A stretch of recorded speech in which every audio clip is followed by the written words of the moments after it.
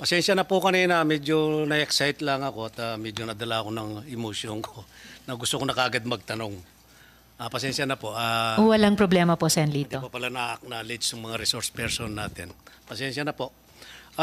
Gusto ko lang pong tanong kasi itong vlogger na tumitira sa akin, sa ating mga senador, ako pa lang po tinitira nito eh. Pinepersonal ako na pilit niyang sinasabi na involved po ako dito sa Pogo, sa Porac, na ako raw ang may-ari ng lupa dito sa 10 hectares na na tinatayuan ng Pogo sa Porac. At protector daw ako ng Pogo doon sa Porac. Siguro alam din naririnig din ni Mayor, si Mayor din tinitira din doon at saka si Engineer. Nagkaroon na po ng nagkaroon na po ng hearing. Medyo mahaba lang po ng konti ito, Madam Chair, na kami ang protector ng Pogo sa Porac. Siguro naintindihan. Kasi si Senator Wing Gatchalian, nakita ko yung report mo sa balita. Merong nakitang medyo marahas, sabi mo, pinakamarahas to, pinakamalaking Pogo. At ang tanong ko lang kay Engineer Glenn, ilan ba ang building do sa do sa 10 hectares na do sa Porac? Good morning po, Your Honor. Good morning, Good Engineer afternoon po. Lansangan. Please proceed. Sasagutin si Sen. Lito. Base po dun sa mga application namin, 42 buildings po, yun nandun po. Hindi 46 ha?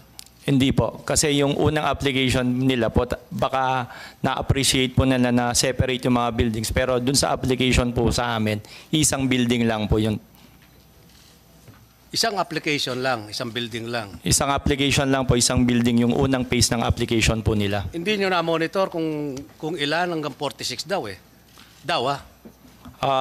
Yung po kasing application po nila, Your Honor, bali tatlong phase po yan. So yung una po, yung sinasabi kong Thai Court Complex, yung pangalawa pong application nila is yung 28 buildings, at saka yung huli po, yung 13 buildings po. Sinong original na may-ari ng lupa? Base po dun sa mga Pinatayuan ng Pogo ngayon. base po dun sa mga application sa amin po, yung mga Cruz siblings po. Bakit sabi niya yung South 99 yata kasosyo? Wala siyang kasosyo doon? Hindi ko po alam, Your Honor. Basta yung basis ko lang po yung mga application nila na submit sa office namin. Okay. Mayor, Mayor Jing, may mga kasama ka rito. Sino mga kasama mong nasa munisipyo ngayon? Assessor nandyan? Mayor Capil. And alam po ng Chair, Mayor, na gusto nyo rin sa hearing na ito makapagbigay ng presentation. Pagkatapos nyo po masagot yung mga tanong ni Sen. Lito, bibigyan daan po ng Chair. So please proceed po. Okay. Salamat po, Madam Chair. Mayor, tanong Opo. ko lang. Alam mo ba kung sino yung may-ari ng lupa na 10 hektarya? Opo, thank you po, Senator Lito Lapid. Ang may-ari po ng lupa sa Lagi South ay ang mga Cruz siblings po. They can check on the LRA, on the title of the lot there. Kaya po tinatanong ito, dahil itong isang vlogger dito, laging inuugnay po yung pangalan ko dito sa 10 hektaryang kinatatayuan ng Pogo na 46 na building. Ngayon ang tanong ko, masasabi mo ba sa kapuluan nito, sa hearing na ito, ako ba ang may-ari ng lupang yan na dinidiin nila? Actually, it's very unfair to both of us, Senator. Pati po ako sinasabi niya na ako ang may-ari at may 50 million na bahay po ako doon. I categorically deny that. Hindi po tayo ang may-ari ng lupa o doon po sa kinatatayuan ng Lucky South ng Pogo po. Hindi po kayo ang may-ari, Senador. Yun ang gusto kong malinawan po dito na ako, wala akong kinalaman dyan. Alam mo, Mayor, tuwing magkikita tayo, paminsan-minsan siguro, minsan isang taon, di tayo nagkikita. bilang nung naupo ka ng mayor, minsan nakikita tayo ang mga intention mo sa Porac ay napakaganda. Thank you po. Nangangarap ka na maging city ang Porac after 5 years. Kaya nga sabi ni Presidente, ang pangarap mo ay pangarap ko rin dahil tiga Porac din ako. Ngayon, kasi po gusto kong patunayan dito sa hearing na ito, na wala po akong kinalaman dito sa operasyon ng Pogo at hindi po nakapangalan ang lupang 10 hektarya dyan sa Pogong yan. Kaya po ako naghahamon dito. Kung ako napatunayan nilang kasali ako dyan, pwede akong mag-resign bilang senador. Dahil hindi ko po papayagan na masisira ang pangalan ko rito.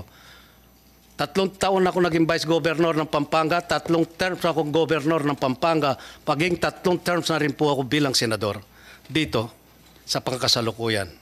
Siguro kung mapapala rin din ako sa 2025, Madam Chair, magiging port na ako dito pero hindi ko sisirain ang pangalan ko rito. Tinataya ko po ang pangalan ko rito kasi masyado na akong na-involve. Kasi lahat po ng nakakasalubong ko, mga kumpare, kaibigan, kapitbahay, mga kamag-anak, mga kapatid ko, nahihiya po ako, lagi akong tinatanong, nai-involve ka ba sa Pogo, sa Porac? Para napakasama ng image ng Porac ngayon, Mayor. Kaya sana pag-ingatan natin ng Porac. Tiga doon din ako eh. Minsan nga nasasabit pa nga pangalan ng dating gobernador na si Baby Pineda, ngayon Vice Governor siya. Alam ko, nag-hearing na kayo doon sa Kapitolyo sa probinsya. Opo. Tapos nasasagot, na-involve din dito si Presidente Gloria Macapagal Arroyo, protector din daw ng Pogo sa Porac. Ngayon, sabi ko nga, sino mag-i-invest ngayon sa Porac? Ang sama-sama ng pangalan ng Porac ngayon. Sana, Mayor, ako'y nananawagan sa iyo at malapit dahil tigaron tayo, doon tayo sinilang. Linisin mo ang pangalan ng Porac. Kasi pag may nag-invest doon, nagtayo ng building, ang sasabihin nila kaagad, Pogo yan, dahil Porac.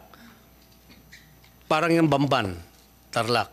Ganon din po, ang pangit ng imahe po ngayon ng dalawang bayan na ito, Tarlac at saka Porac. Magkatunog pa naman. Di ba? Pero karamihan ng Bamban, karamihan Kapampangan. Lalo na sa Porac. Yun po kasi ang inaalala na natin dito. Nagsisimula na po ang mga investor doon sa Porac, doon sa Ayala. Doon na rin po yung Miriam College na magbubukas na. Ito, nahaluan po ng Pogo. Medyo sumasama po ang ating sumasama ang image natin, Mayor. Kaya, ang pakiusap ko sa iyo, linisin mo ang Porac. Siguro, sagutin mo lahat ng mga katanungan dito, mga kasamahan ko, Senador. Sana masagot mo. At saka si Engineer Glenn. Halos tayo rin magbubungguan doon sa Porac. Magkakaisa tayo doon, magkakaibigan tayo. Sana masagot mo. Yun lang po, Madam Chair, maraming salamat po. At saka nananawagan din po ako sa NBI. Ito pong vlogger na ito kinakuha ko po itong record nito sa NBI. Siyam po ang kaso niyang libel. Sa siyam na ito, 6 po ang may warrant. Kaya nananawagan po ako kay Jaime Santiago, Director. Sana pagtungunan niyang pansin nito dahil sumusobra na po itong taong ito.